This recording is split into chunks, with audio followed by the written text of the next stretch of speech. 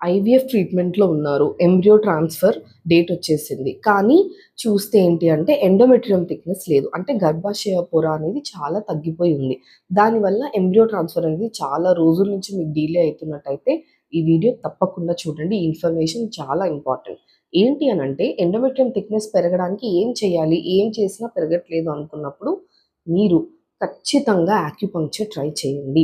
Acupuncture ఒక natural treatment methodology. ఇప్పుడు చాలామంది ఫెర్టిలిటీ ఎక్స్పర్ట్స్ ఖచ్చితంగా ఐవీఎఫ్‌కి వెళ్తున్నప్పుడు యాక్యుపంక్చర్‌ని అడ్వైస్ చేస్తున్నారు. ఎందుకంటే ఇది సైంటిఫికల్లీ ప్రూవన్. చాలా కేస్ స్టడీస్ కూడా వచ్చాయన్నమాట. సో మీరు కూడా ఎండోమెట్రియం థిక్‌నెస్ పెరగట్లేదు, ఎంబ్రియో ట్రాన్స్‌ఫర్ డిలే అవుతుందని బాధపడకండి.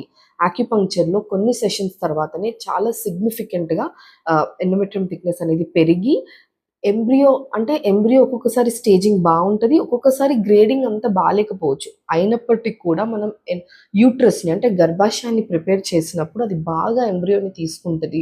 మంచిగా ఇంప్లాంటేషన్ అవుతది. మిస్‌క్యారేజెస్ ఛాన్సెస్ తగ్గుతాయన్నమాట. బ్లడ్ ఫ్లో పెరగడము, ఎనర్జీ సప్లై అబండెంట్‌గా ఉండడం వల్ల మీకు మంచి రిజల్ట్స్ అనేది వస్తది. ట్రాన్స్‌ఫర్ సక్సెస్‌ఫుల్ అవుతది. మీరు ఖచ్చితంగా మీకు ప్రెగ్నెన్సీ అనేది అందుతుంది. సో, ఎట్లాంటి డౌట్ లేకుండా హ్యాపీగా మీరు యాక్యుపంక్చర్ అనే ట్రీట్మెంట్‌ని చేయించుకోండి. దాని బెనిఫిట్స్‌ని యూజ్ చేసుకోండి. Thank you so much. నేను డాక్టర్ అక్షత, యాక్యుపంక్చరిస్ట్.